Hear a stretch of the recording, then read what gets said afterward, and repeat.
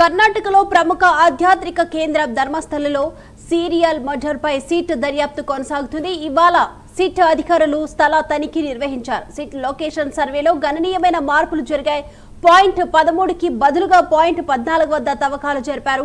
SIT అధికారులు అకస్మాత్తుగా తన కార్యాచరణ ప్రణాళికను మార్చుకున్నారు.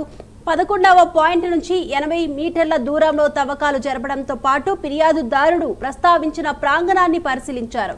కొండ దిగువన ఉన్న చెట్టు కింద 14వ పాయింట్ సమీపంలో మరల తవ్వకాలు జరపగా కలేపర అవశేషాలు కూడా కనుగొన్నారు.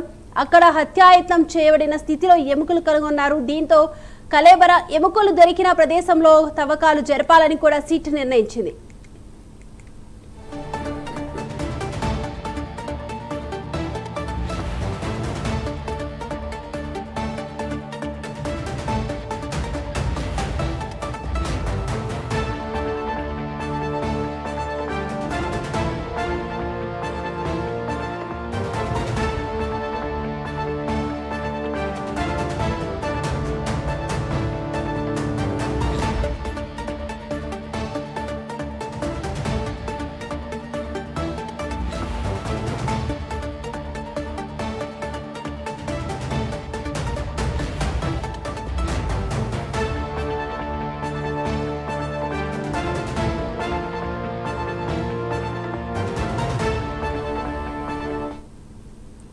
కర్ణాటకలో ప్రముఖ ఆధ్యాత్మిక కేంద్ర ధర్మస్థలలో సీరియల్ మర్డర్స్ పై సిట్ దర్యాప్తు కొనసాగుతుంది. ఇవాళ సిట్ అధికారులు స్థల తనిఖీ నిర్వహించారు. సిట్ లొకేషన్ సర్వేలో గణనీయమైన మార్పులు జరిగాయి.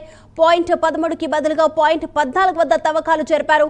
సిట్ అధికారులు అకస్మాత్తుగా తన కార్యాచరణ ప్రణాళికను కూడా మార్చుకున్నారు. 11వ పాయింట్ నుండి 80 మీటర్ల దూరంలో తవ్వకాలు జరపడంతో పాటుగా ఫిర్యాదుదారుడు ప్రస్తావించిన ప్రాంగణాన్ని కూడా పరిశీలించారు.